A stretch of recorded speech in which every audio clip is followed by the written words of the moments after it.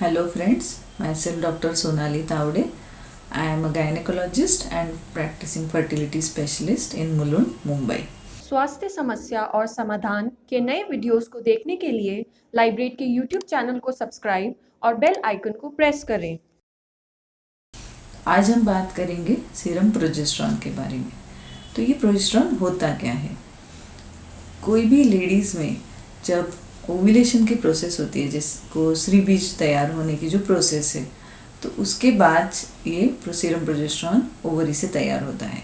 वहाँ पे ओव्यूलेशन की जगह पे कॉर्पस ल्यूटियम नाम का सिस्ट बन जाता है और सीरम प्रोजेस्टेरॉन कॉर्पस ल्यूटियम से सिक्रेट होता है। उसके अलावा एड्रिनल ग्लैंड्स और प्रेगनेंसी में जो बच्चे की वार होती है या उसे हम प्लासेंटा कहते हैं, तो उससे भी ये प्रोजेस्टेरॉन सिक्रेट होता है। प्रोजेस्टेरॉन का काम क्या होता है? जैसे ओव्यूलेशन होने के बाद जो पॉसिबल प्रेगनेंसी है, उसके लिए बच्चेदानी और बच्चेदानी के अस्तर को तैयार करना ये प्रोजेस्टेरॉन का मेजर काम है। और यूट्रस को शांत रखने का काम भी प्रोजेस्टेरॉन करता है। तो हम प्रोजेस्टेरॉन कब मेजर करते हैं? जैसे किसी का नेचुरल साइकिल है या IUI साइकिल है, तो उसमें डे 21 पे हम ये प्रोजेस्टेरॉन मेजर करते हैं। नेचुरल साइकिल में अगर हम प्रोजेस्टेरॉन मेजर करते हैं तो हमें ओव्यूलेशन हुआ है कि नहीं हुआ है उसके बारे में जानकारी मिलती है। कई बार IVF साइकिल्स में प्रोजेस्टेरॉन सेकेंड या थर्ड डे पे ट्रिगर देने से पहले प्रेगनेंसी टेस्ट के साथ, तो ऐसे 2-3 बार प्रोजेस्टेरॉन की मात्रा को हम चेक करते हैं। किसी को अगर प्रेगनेंसी है और स्पॉटिंग हो रही है या मिसकैरेज की पॉसिबिलिटी है, तो ऐसे लेडीज़ में भी प्रोजेस्टेरॉन मेजर करने से कई फ़ायदे हो सकते हैं। ये प्रोजेस्टेरॉन नैनोग्राम पर डेसीलीटर यूनिट में मेजर किया जाता है। प्रोजेस्टेरॉन जब मेजर करते हैं तो उसके कुछ ड्रॉबैक्स भी होते हैं, जैसे डायर्नल वेरिएशन होता है प्रोजेस्टेरॉन में। आप एक सिंगल पर्सन का अगर सेम डे मॉर्निंग और इवनिंग सीरम प्रोजेस्टेरॉन मेजर करोगे तो उसमें हो सकता है कि कुछ डिफरेंस भी आ जाए, वो लेवल सेम नहीं होते हैं। और दूसरा मेजर ड्रॉबैक ये होता है कि प्रोजेस्टेरॉन की जो मात्रा एंडोमेट्रियम या बच्चेदानी के लेवल पे होती है और जो ब्लड लेवल्स होते हैं, वो एक दूसरे को कई बार मैच नहीं कर पाते। तो जो पेशेंट वजाइनल कैप्सूल या जेल ले रहे हैं, तो उनका ब्लड में सीरम प्रोजेस्टेरॉन जब हम मेजर करेंगे तो हमें कोई एक्यूरेट आइडिया नहीं आता है कि एक्चुअल वजाइनल जो प्रोजेस्टेरॉन है वो कितना अच्छे से काम कर रहा है। सो ये जो प्रोजेस्टेरॉन के ड्रॉबैक्स भी है। कई बार प्रोजेस्टेरॉन लो होता है, जैसे जिनमें मिसकैरेज है, प्रेगनेंसी वीक है या ट्यूबल एक्टॉपिक या कोई भी और एक्टॉपिक टाइप की प्रेगनेंसी है, जो लेडीज़ में मेनोपॉज पास में आ रहा है, तो उनमें भी प्रोजेस्टेरॉन लो होता है।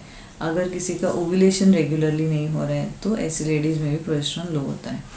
और प्रोजेस्टेरॉन हाई कुछ कंडीशंस में होता है, जैसे कोई कैंसर्स होते हैं या फिर कंजेनिटल एड्रिनल हाइपरप्लेजिया नाम की एक हार्मोनल प्रॉब्लम होती है, तो उसमें प्रोजेस्टेरॉन लेवल्स काफ़ी ज़्यादा हाई होते हैं।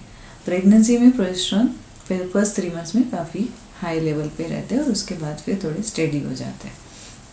तो ये हुआ प्रोजेस्टेरॉन के लेवल के बारे में।